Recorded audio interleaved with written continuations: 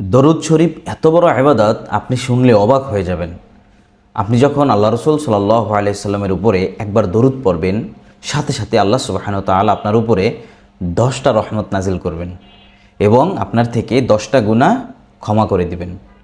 শুধু তাই না, আপনার যে বর্তমান মর্যাদা আছে তার চেয়ে 10 গুণ মর্যাদা বাড়িয়ে দেবেন। সুবহানাল্লাহ। এরপরে আপনি যখন দরুদ পাঠ করেন, ফেরেশতারা আপনার জন্য দোয়া করতে থাকে। শুধু তাই না, আপনি যখন দরুদ পাঠ করেন, ফেরেশতারা এই দরুদটা সাথে সাথে আল্লাহ রসুল সাল্লাল্লাহু আলাইহি ওয়াসাল্লামের রওজায় অর্থাৎ মদিনায় নিয়ে যায়। গিয়ে আল্লাহ রসুলকে বলে, হে আল্লাহ রসুল, বাংলাদেশ থেকে অমুকের ছেলে অমুক আপনার উপরে দরুদ পাঠ করেছে।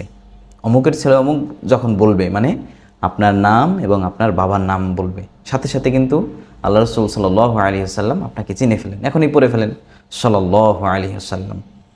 তো সাথে সাথে আপনার নাম এবং আপনার বাবার নাম আল্লাহ রসুলের কাছে পৌঁছে দেওয়া হয়। এবং আপনি যদি এটা প্রতিদিন পাঠ করতে থাকেন, তাহলে কিন্তু প্রতিদিন আল্লাহ রসুলের কাছে আপনার নাম এবং আপনার বাবার নামটা পৌঁছে দেওয়া হয়।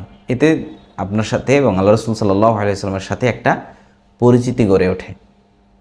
এরপরে দরুদ যদি পাঠ করেন, আল্লাহ সুবহানাহু ওয়া তাআলা আরও কিছু আপনাকে মর্যাদা দান করবেন।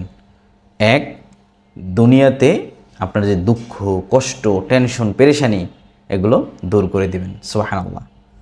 নম্বর 2, আপনার যে দোয়াগুলো ঝুলন্ত আছে, অনেক সময় আমরা অনেক দোয়া করি না, দোয়া কবুল হয় না, এই দোয়াগুলো ঝুলে থাকে, ওই দোয়াগুলো আল্লাহ সুবহানাহু ওয়া তাআলা কবুল করে নেবেন। এরপরে কিয়ামতের ময়দানে যখন কোথাও ঠেকে পড়বেন, একটু আমল কম বা একটু অপরাধ এক জায়গায় বেশি করে ফেলছেন, এখন মানে পার পাচ্ছেন না, তখন কারো সুপারিশের তো প্রয়োজন হয়। দুনিয়াতে প্রয়োজন হয় না অনেক সময়, এরকম আখিরাতে প্রয়োজন হবে। আখিরাতে সুপারিশ কে করবে? আল্লাহ রসুল সাল্লাল্লাহু আলাইহি ওয়াসাল্লাম। তো আপনি যখন দরুদ পড়বেন, দরুদ পড়লে, বেশি বেশি দরুদ পড়লে, ওই সময়ে, ওই মুহূর্তে, কঠিন মুহূর্তে আল্লাহ রসুল সাল্লাল্লাহু আলাইহি ওয়াসাল্লামের সুপারিশ প্রাপ্ত হবেন এবং আপনি জান্নাতে চলে যাবেন। এই জন্য প্রতিদিন বেশি বেশি দরুদ পড়ার অভ্যাস গড়ে তুলি। আল্লাহ আমাদের সবাইকে তৌফিক দান করুক। আসসালামু আলাইকুম ওয়া রাহমাতুল্লাহ।